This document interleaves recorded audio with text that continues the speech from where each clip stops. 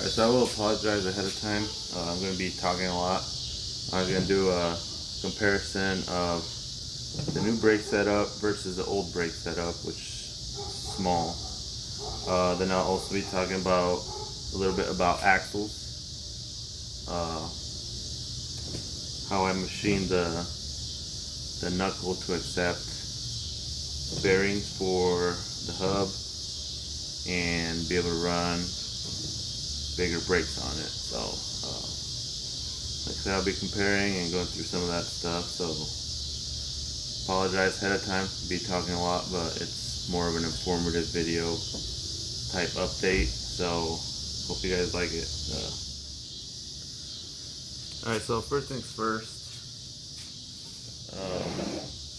Obviously, I already have this all put together.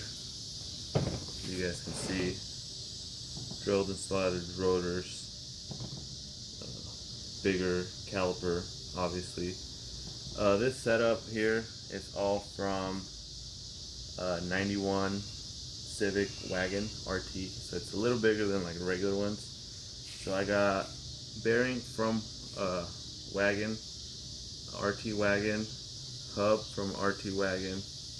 I also have caliper and disc from RT wagon. Surprisingly, I did have to machine where the bearing goes, because the one for the 81 is a tad thinner. So when you slide in the new bearing on here, this part itself for the O-ring, the snap ring groove, it is not as wide, so I had to machine it in so I could put that bearing in. Then the hub, and surprisingly, the caliper actually bolted right up. All I needed was small spacers right here, but other than that, it's solid, you know.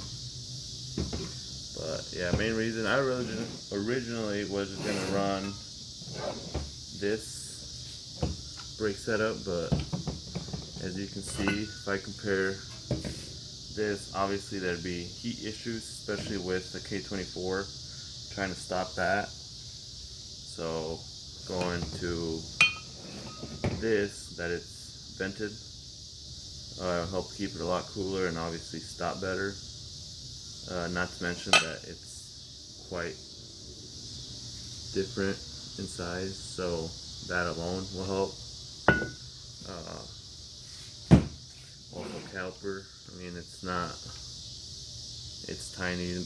Most of the things, the bracket, that takes up the most space, but caliper itself right here is pretty small. So another thing why I decided to go with the 91 hubs and stuff, that I can run B-series ends on with this, and it's easier to have axles made. Another thing is size. This is a lot bigger.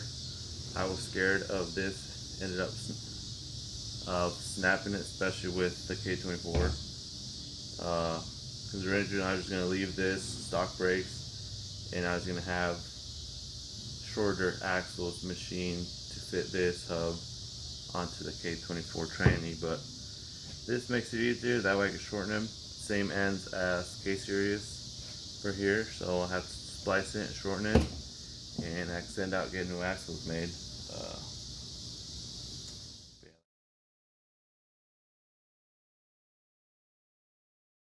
Alright, so I just got started on the axles. Well, I should say I've been doing it. I got length made. I just today got my sleeve for the axles themselves, so I'll be showing you guys how I'm making them work, at least for now. I know it's not how it's supposed to be.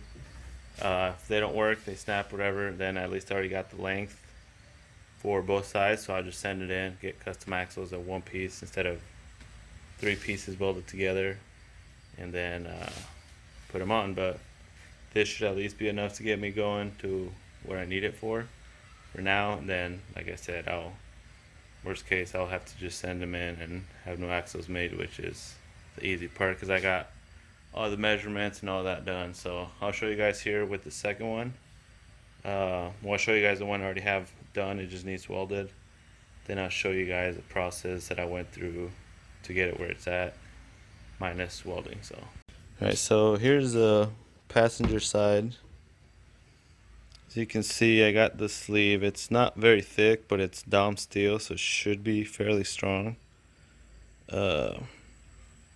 Right here in the center is where it's split for the two inner and outer ends. And I got this holes here, obviously, to spot weld it, and then the center just to keep them together. I'm still not sure if I'm going to weld on the outside. I just don't want to create too much heat to where it actually weakens it. I think, and I'm pretty sure that just the 4 spots around here that I have, and then the center ones, along with obviously the other side, I think that should be enough. I'm not sure, honestly. I guess we'll find out, but I'll show you guys here what I did. Here's the other one that I have ready to go pretty much. I still got to cut the piece of steel here. I'm doing 4 inches, then it's going to be 2 and 2 on each side, so there's enough sleeve riding on. I could do longer as well, that makes stronger, and maybe add a weld in between, but I don't think it's really necessary.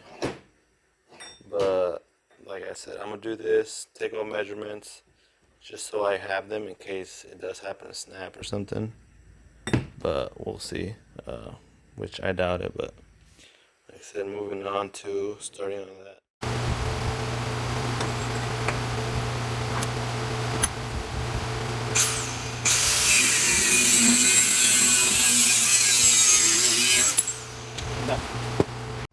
No. Okay. You don't want to do it.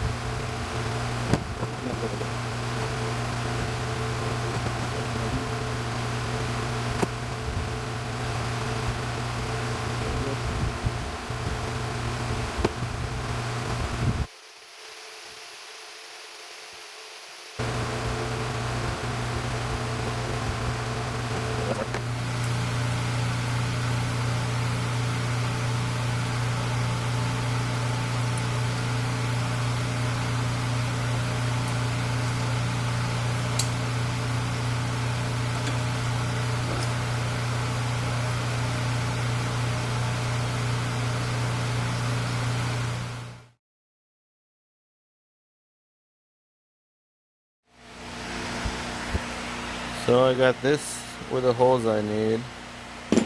I need a sand around this because it's like 0.002 thicker than that one, so it doesn't slide as easy. So I have to sand whatever is going to overlap, and then I'll be able to press in the rest and put it as one piece. So, and press this halfway. I gotta go walk over here to my other garage, find up to my press. So I'll get it set up and then start recording again. So I found this old broken breaker bar. Hopefully it does the trick. Almost there. See that? That's almost.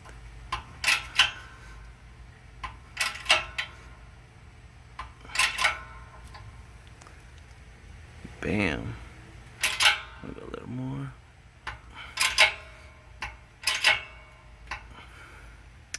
Yep, I say that's right where we need it.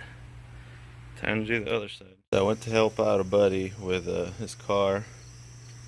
Got back home and it's dark, but I'm gonna finish this So I can take it to my brother tomorrow and have him weld it. So I got this mounted on the back ends up. So press it down, so this other one, and then right off more I have it on.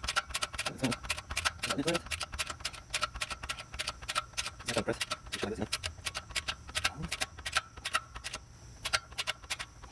Ooh, so close.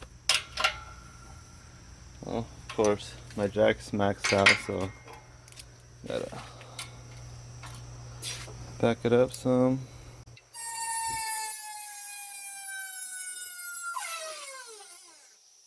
And try to put another spacer. Not sure what to use, but I think that might work. Fuck. Well, I just raised the platform up, so I should have enough space now. Platform is raised. So now, I'm gonna finish that little 16-inch guy.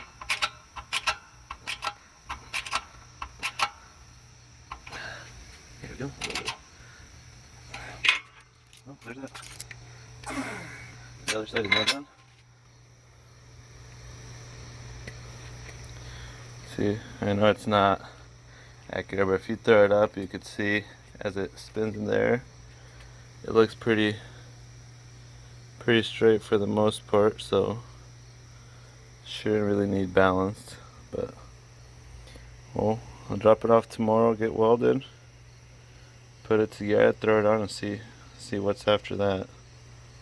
Well, I'm gonna make sure to write all the measurements down just to, in case I need axle made again and this one happens to break. So, but for now, here it is.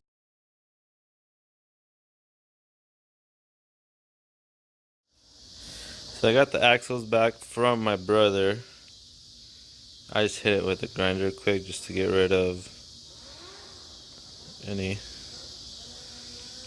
stuff, any burrs and shit that were left. But like I said, I didn't have the ends done. I feel like just having all those spots welded in is more than plenty strong.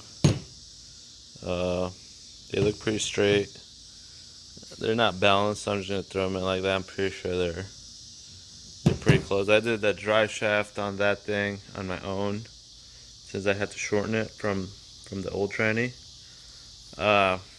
Never balanced it, never had any vibrations or anything, so I'm hoping same thing with this. So now I gotta assemble them now, put some boots on.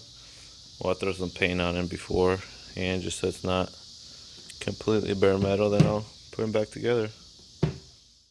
So sadly I didn't get any video or even pictures of the axles already made, but they look no different than regular axles, other than obviously they have the sleeve. They're painted too, so they look just like regular axles. More coming. Stay tuned for when it's actually running, moving under its own power.